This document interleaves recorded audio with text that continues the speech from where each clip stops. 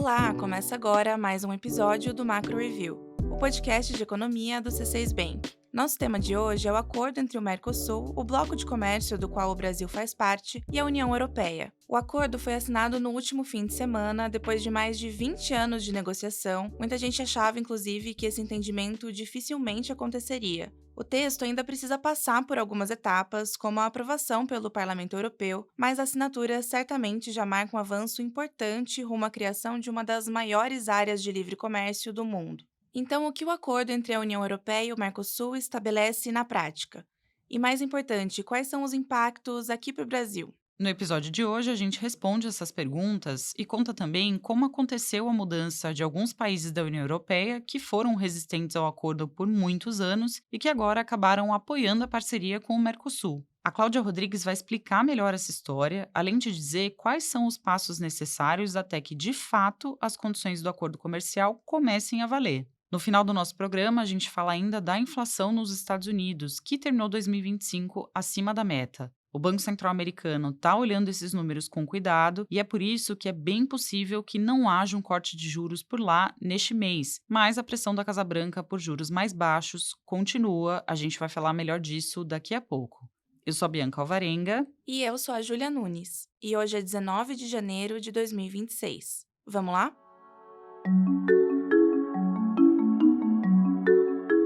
Foram 26 anos de idas e vindas até que o acordo comercial entre a União Europeia e o Mercosul avançasse para além das conversas e mesas de negociação. Com a assinatura dos líderes dos países do Mercosul e da presidente da Comissão Europeia, Ursula von der Leyen, o pacto está próximo de sair do papel, ainda que os efeitos não sejam imediatos e só vão aparecer aos poucos. Na prática, o acordo busca facilitar o comércio entre os 27 países da União Europeia, que tem, por exemplo, a Alemanha, a França, a Itália, com o Mercosul, que é formado por Brasil, Argentina, Paraguai e Uruguai. Juntos, os dois blocos reúnem mais de 700 milhões de consumidores e respondem aí por cerca de 20% do PIB mundial. E para a gente entender a importância desse acordo, vale analisar também o que ele estabelece exatamente. Na prática, o ponto principal que está em jogo aqui é uma redução gradual das tarifas de importação entre os dois blocos. Funciona assim: o Mercosul vai eliminar as tarifas sobre cerca de 91% dos produtos europeus ao longo de até 15 anos. E a União Europeia vai fazer o mesmo, só que para cerca de 95% das importações sul-americanas em até 12 anos. Ou seja, quase tudo que a gente exporta para lá e importa de lá não vai ter tarifa. Mas olha, não vai ser exatamente um libera geral, tá? Para alguns itens agropecuários considerados sensíveis para os europeus, essa abertura vai ser parcial. Isso significa que o Brasil só vai poder exportar volumes limitados desses produtos com as tarifas menores ou zeradas, mas tudo que ultrapassar as cotas estabelecidas vai continuar pagando um imposto mais alto. Hoje, os países da União Europeia são, em conjunto, o segundo maior parceiro comercial do Brasil, atrás apenas da China. Em 2025, o bloco europeu respondeu por 14% das exportações brasileiras. E aqui vale dizer que a nossa pauta de exportações para a Europa ainda está concentrada principalmente em produtos básicos, como petróleo, café, minério e soja. Mas a nossa relação com a Europa também vai além das commodities, tá? A União Europeia é o nosso segundo maior comprador de produtos industriais. O bloco europeu fica atrás apenas dos Estados Unidos na compra desse tipo de produto aqui do Brasil, e uma das coisas que eles mais importam, por exemplo, são aeronaves. Dá para dizer então que o acordo entre União Europeia e Mercosul pode beneficiar não só os produtores agrícolas, de petróleo e minério, mas também a indústria brasileira, porque o acordo estimula o uso de insumos produzidos aqui no Brasil nas cadeias de produção europeias. Ao mesmo tempo, o pacto também deve ampliar a entrada de produtos da Europa no mercado brasileiro, e esses produtos devem chegar mais baratos aqui no país, o que é uma boa notícia para os consumidores, né? Só para a gente ter uma ideia, em 2025, os principais itens importados pelo Brasil da União Europeia foram vacinas, medicamentos, veículos e peças produzidas para a indústria automobilística. E olha, é importante destacar também que os efeitos do acordo não se limitam só às trocas comerciais de curto prazo.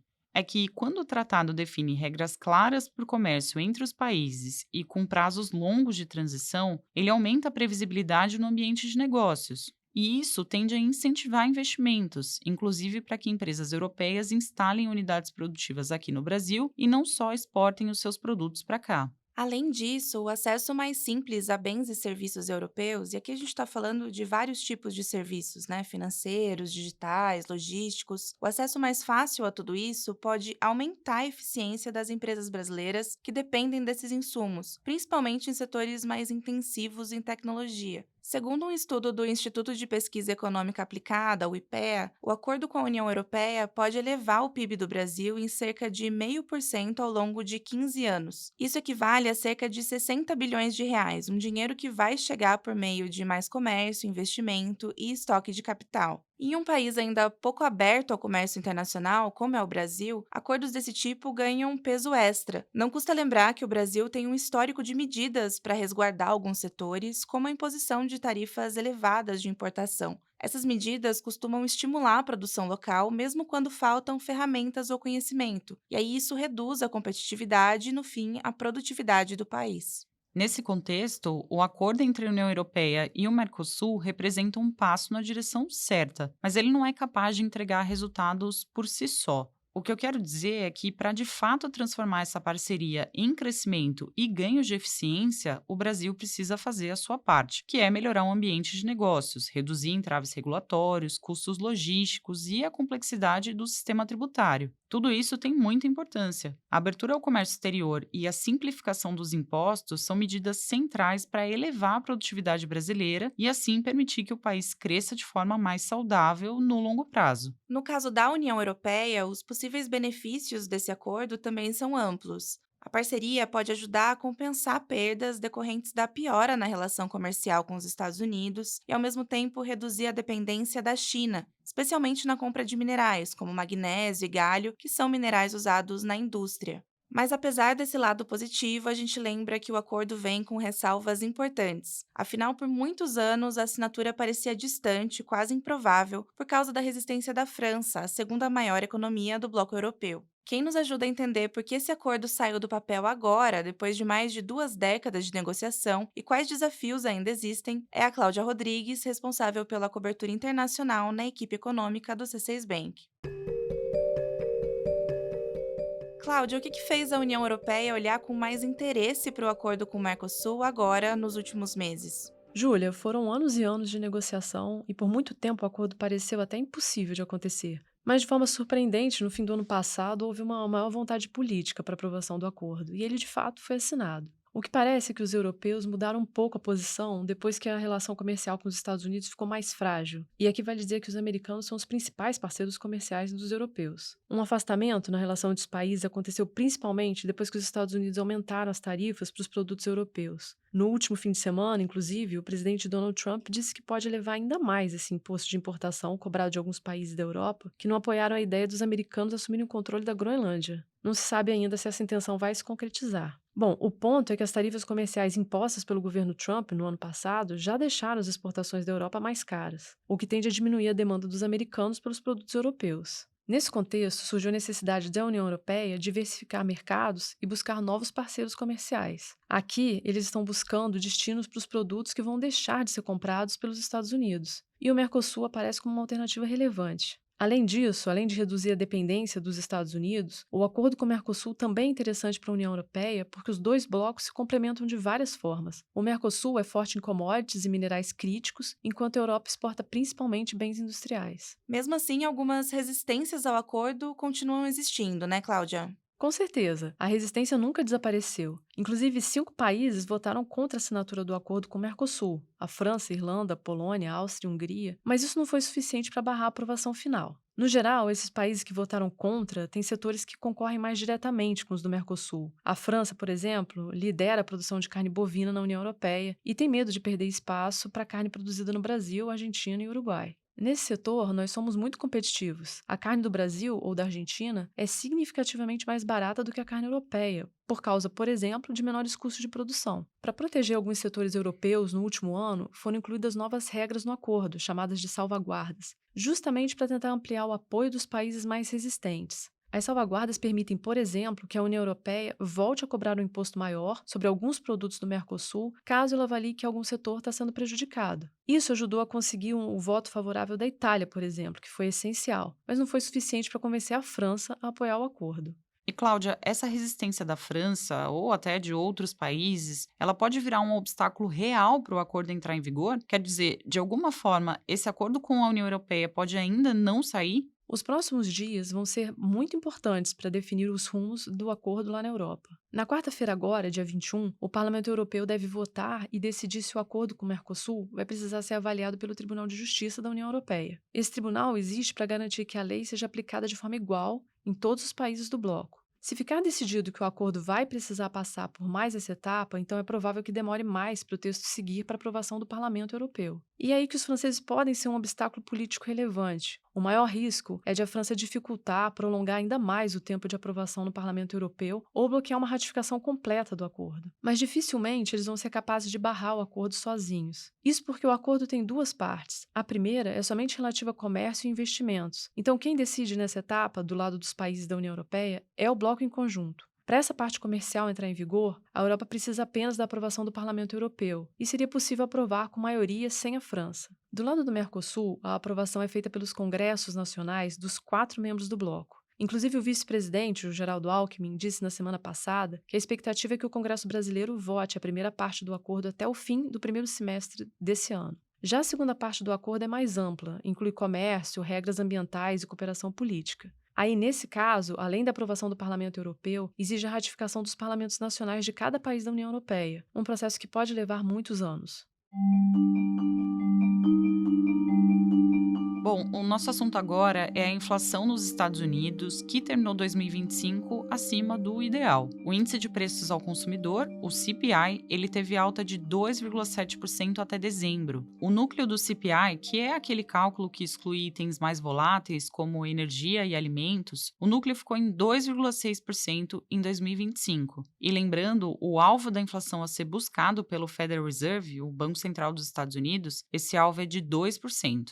Olhando para dentro do índice, a gente vê que a inflação dos serviços americanos continua em temperatura elevada, puxada pelo alto custo da mão de obra. Além disso, os preços dos produtos, os preços de bens, eles têm aumentado por causa da cobrança de tarifas em itens importados pelos Estados Unidos. Em 2025, o núcleo do CPI de bens fechou o ano em 1,4%. Parece pouco, mas mostra uma mudança de rumo, já que em 2023 e 2024, a variação de preços dessa categoria tinha ficado perto de zero. Então, os preços ainda elevados e os últimos números do mercado de trabalho americano, que mostraram uma queda do desemprego, esses dois pontos devem levar o Fed a não cortar os juros na reunião deste mês. Mas a gente sabe que não é isso que deseja o governo americano, né? A Casa Branca tem exercido pressão sobre o Fed para alcançar juros mais baixos e assim impulsionar a economia. Inclusive, a tensão entre o Banco Central e o governo escalou na semana passada. O presidente do Fed, o Jerome Powell, ele informou que está sendo investigado a pedido do Departamento de Justiça do país por causa do custo da obra de reforma da sede do Fed. O Powell alega que o real motivo dessa investigação é a tentativa da Casa Branca de aumentar sua influência sobre as decisões de juros. Depois desse pronunciamento do chefe do Fed, vários presidentes de bancos centrais, inclusive aqui do Brasil, eles saíram em defesa do Powell e da importância da independência do Fed para o controle da inflação. Nesse sentido, é preciso reconhecer que credibilidade é mesmo um pilar fundamental. A possibilidade do Banco Central deixar de fazer o que é necessário para garantir uma inflação dentro da meta pode gerar perda de confiança de que o custo de vida vai ficar controlado. E sem essa confiança, a tendência é que as pessoas se preparem para uma inflação possivelmente mais elevada. Então, empresas podem reajustar preços de produtos e trabalhadores podem pedir aumentos maiores de salários, por exemplo. Com isso, é possível que se crie um círculo vicioso, em que as expectativas levam ao aumento da inflação já agora no presente. Hora da nossa agenda. Eu compartilho agora os dados econômicos que a nossa equipe acompanha nos próximos dias. Na quarta-feira, saem os dados de inflação ao consumidor, o CPI do Reino Unido. A nossa expectativa é de uma inflação ainda elevada por lá, mas com sinais de desaceleração. No dia seguinte, na quinta-feira, é a vez da inflação dos Estados Unidos, medida pelo Índice de Preços de Gastos com o Consumo, o PCI. De novo, o diagnóstico deve ser o mesmo do CPI que a gente comentava agora há pouco, né? A variação de preços medida pelo PCI também deve continuar acima da meta do Fed. E para terminar a semana, na sexta-feira, saem os índices de gerentes de compras, os PMIs de janeiro dos Estados Unidos, da zona do euro e do Reino Unido. Esse indicador é, de certa forma, um termômetro da atividade econômica dos países, e ele tem relevância por ser o primeiro a mostrar o desempenho da economia naquele mês. Bom, e com isso a gente chega ao fim de mais um episódio. Muito obrigada pela companhia. Se você gostou da conversa de hoje, aproveita e compartilha com aquela pessoa que vai gostar de ficar por dentro dos assuntos da economia. E eu convido você também a deixar na caixinha de comentários o que você gostaria de ouvir por aqui. Quem faz parte da equipe econômica do C6 Bank são o Felipe Salles, a Cláudia Moreno, a Cláudia Rodrigues, o Eliezer Jacobi e o Felipe Mack. A produção e o roteiro são desse time, junto com a Bianca Alvarenga e comigo, Júlia Nunes. A edição de som e a gravação ficaram com a Marina Kubiak, e a divulgação nas redes sociais é da Sabrina Munhoz. Lembrando que você pode seguir o Macro Review na sua plataforma favorita de podcasts. Assim, quando a gente publicar um novo episódio, você vai ser notificado. É bom para quem quer ficar por dentro da economia e para quem quer conhecer uma visão original dos fatos econômicos. Uma boa semana para você e até a próxima!